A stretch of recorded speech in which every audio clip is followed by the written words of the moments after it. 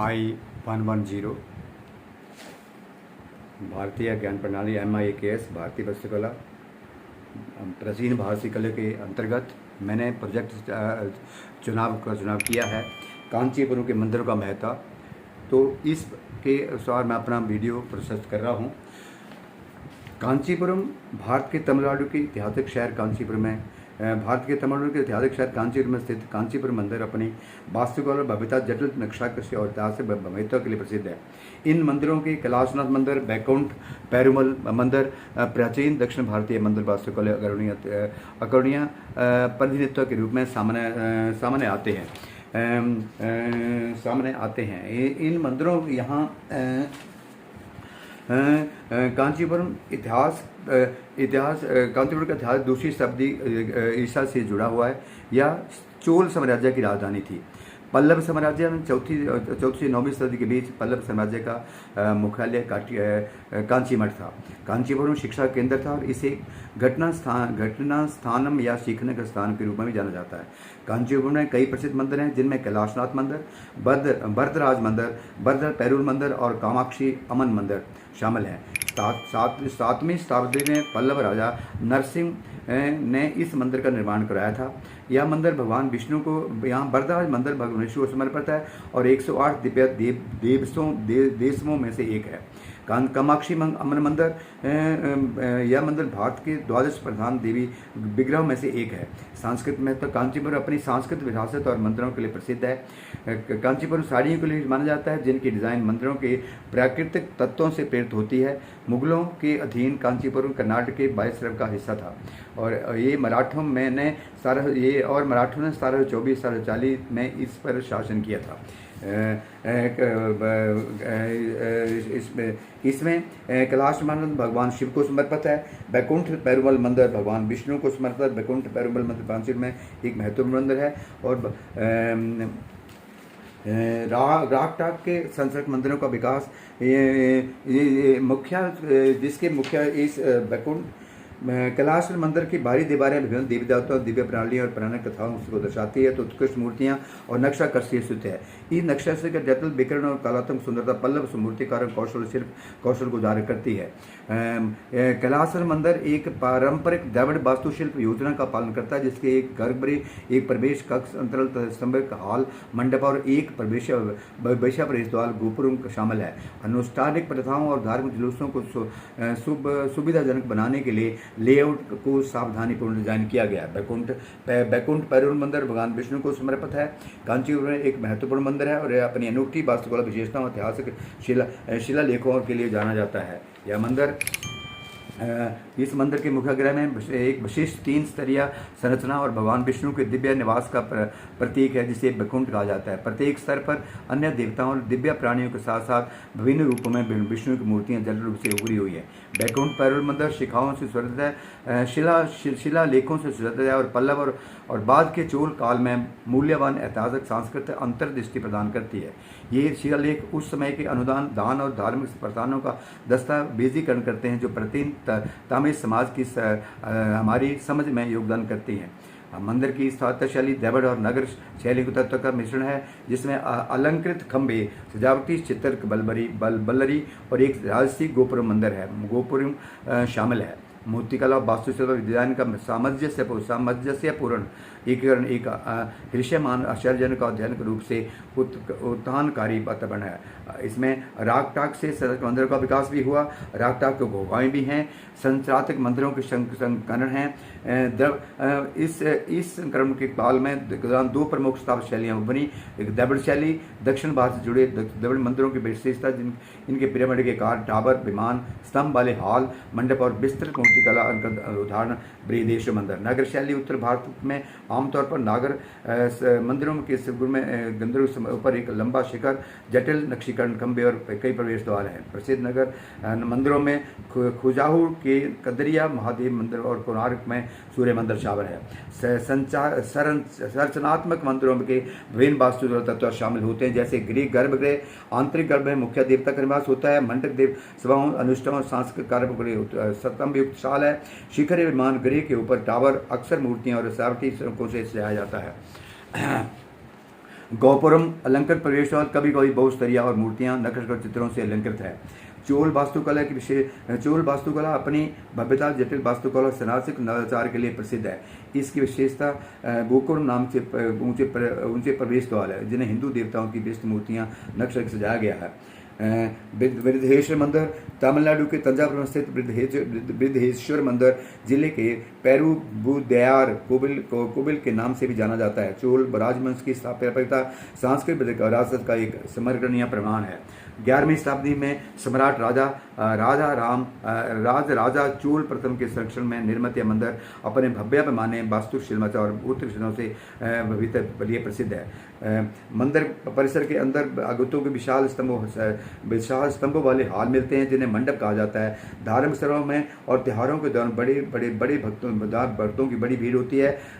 भीड़ के लिए डिजाइन किए गए बड़े प्रांगण भी है। मंडप को स्थान देवी देवताओं, दिव्य प्राणियों और पुण्य गणों के जटिल नक्शा के शोभित हैं। बृहदेश्वर मंदिर अपने गृह और मंडपों की दीवारों में सजे विस्तृत विविध चित्रों के लिए प्रसिद्ध है। बृहदेश्वर मंदिर भगवान शिव को विदुष के रूप में समर्पित है, जो शैव धर्म के सर्वोच्च देवता हैं। वह एक प्रमुख तीर्थ स्थल और पूरे भारत और उसके बाहर के भक्तों के लिए धार्मिक श्रद्धा का केंद्र है। सम्राट राजा और चोल प्रथम के चोल वंश की शक्ति, धन और भगवान शिव को प्रति भक्ति प्रदर्शित करने के लिए बृहदेश्वर मंदिर का निर्माण कराया था। मंदिर की भव्यता, स्थापत्य वैभव का उद्देश्य चोल स्थापकों वेदीय आदेश और कला संरक्षण को दर्शाता है। गंगा ई कोडाचापुरम भारत के तमिलनाडु स्थित गंगाई कोडाचापुरम एक ऐतिहासिक स्थल है, जो अपनी वास्तुकला भव्यता को सांस्कृतिक महत्व का प्रसिद्ध है। 11वीं शताब्दी में राजा चोल के पुत्र वीरेंद्र चोल द्वारा प्रथम द्वारा निर्मित यह मंदिर परिसर चोल वास्तुकला में प्रगति का उदाहरण देता है। और चोल के दौरान एरातवेश्वर मंदिर दारापुरम तमिलनाडु के दारापुर में मंदिर 11वीं शताब्दी की चोल वास्तुकला के एक रत्न ऐरावतेश्वर के रूप में भगवान शिव को समर्पित है। यह मंदिर अपनी उत्कृष्ट शैली नक्शा अद्वितीय वास्तुकला विषय से प्रसिद्ध है। समुद्र मंथन ऐरावत मंदिर के अनूठी वास्तुकला इसकी रथ के आकार की संरचना है, जो एक दिव्या रथ जैसा देवता लग रिवर के ऊपर एक वाहन पहियों और सजावटी तत्वों से परिपूर्ण एक रथ की जैसा दिखता है। यह रथ आकृति दिव्या परिवहन का प्रतीक और मंदिर के डिजाइन में एक विशिष्ट आकर्षण जोड़ती है। मंदिर की नक्शाकृति मूर्तियां हिंदू पौराणिक कथाओं की विभिन्न कहानियों प्रसंगों को स्पष्ट दिखाती है, जैसे समुद्र मंथन, नटराज, देवी देवता, पौराणिक जीव।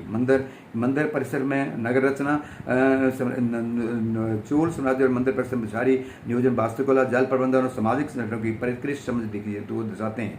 मंदिर कस्बों का लेआउट, जटिल जल प्रबंधन प्रणाली और सामाजिक आर्थिक जीवन के विभिन्न पहलुओं में मंदिरों का एकीकरण चोल राजवंश की प्रशासनिक कौशल को समृद्ध करता है। मंदिर कस्बों की रूपरेखा, चोल मंदिर के शहर आमतौर पर एक देवता को समर्पित दिव्य मंदिर के दिव्या मंदिर के आसपास में केंद्रित होते हैं, जैसे अक्सर शिव या विष्णु का एक रूप होता है। यह केंद्रीय मंदिर धार्मिक, सामाजिक और आर्थिक गतिविधियों के केंद्र बिंदु के रूप में कार्य करता था। मुख्य मंदिर के चारों ओर प्रकारम जैसे जिनके छोटे बड़े मंदिर समारोहों के स्तंभ वाले हाल, मंडप और प्रशासनिक भवन थे। इन प्रकरणों और मंडपों का लेआउट धार्मिक अनुष्ठान और सामाजिक कार्यकर्ताओं की सुविधा बनाने के डिजाइन किया जाता था। जल प्रबंधन, चोल शहरी नियोजन के जल प्रबंधन महत्वपूर्ण था। इस मंदिर के टैंक कुकम या पुष्करणी का निर्माण एक सामान्य विशेषता थी। ये टैंक वर्षा जल के संभालने के लिए, भंडारण के लिए जलाशयों के रूप में काम करते थे और धार्मिक अनुष्ठान, स्थान और सिंचाई उद्देश्यों के लिए उपयोग किए थे। मंदिर के तालाबों में अलावा भूजल तक पहुँचाने के लिए कल्याणी के नाम से जाने वाले बावड़ी भी बनाए जाते हैं। इन कुओं के पानी के स्तर नीचे जाने के लिए सीढ़ियाँ और उन्हें मूर्तियों की नक्शा कशी से आ जाता है। सामाजिक और आर्थिक जीवन में मंदिरों का एकीकरण हुआ। मंदिरों के धार्मिक त्योहारों समारोह में केंद्र भूमिका निभाई और दूर दूर से तीर्थयात्रियों को, भक्तों को आकर्षित करते थे। कुंभ कोणम और महामहम के में और चिदम्बरम में नाट्य जली जैसे त्यौहार महत्वपूर्ण सांस्कृतिक कार्यक्रम बन गए, जो समुदायों को एक साथ लाए और मंदिरों की उपस्थिति से मंदिर कस्बों में विभिन्न आर्थिक गतिविधियों का विकास हुआ। बाजार और कारीगर कार्यशाली, फल फूली व्यापारियों, शिल्पकारों, कलाकारों को मंदिर के संरक्षण, तीर्थयात्रियों की आमद में लगा हुआ। चोल साम्राज्य में मंदिर सामाजिक कल्याण के केंद्र भी थे, जरूरतमंदों की सहायता के लिए प्रदान करते थे, शिक्षा प्रयोजन करते थे, संगीत, नृत्य और साहित्य जैसी सांस्कृतिक गतिविधियां करते थे। चोल समूल समाज के ढांचे मंदिरों का एकीकरण धार्मिक, सामाजिक और आर्थिक कार्यों के सामंजस्यपूर्ण मिश्रण को दर्शाता है। चोल साम्राज्य में मंदिर परिसर और शहरी नियोजन प्राचीन भारतीय सभ्यता और परिसर के शहर के डिजाइन प्रबंधन के समग्रीकरण होते हैं। हरिओम।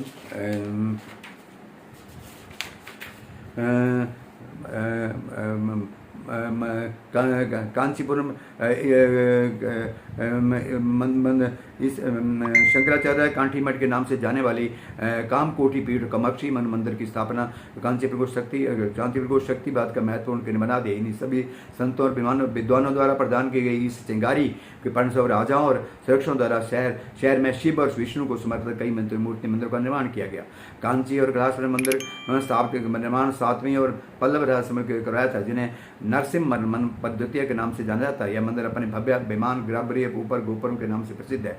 पल्लव राजा के शासनकाल में विस्तृत वास्तुकला को दोहराती है।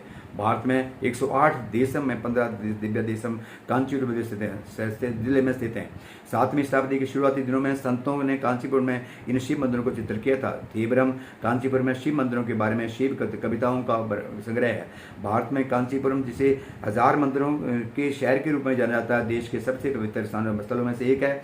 इन मंदिरों का शानदार वास्तुकला, धार्मिक महत्व समुद्र हाथ दुनिया भर के भक्तों के लिए पुरातत्व और धार्मिक उत्साही लोगों को दर्शाता करता है। इसलिए इस लेख में कांचीपुरम मंदिर एक महत्वपूर्ण धार्मिक स्थल जो वेदवती नदी के तट पर पश्चिमी तीर पर तमिलनाडु के चित्रपुर में स्थित है।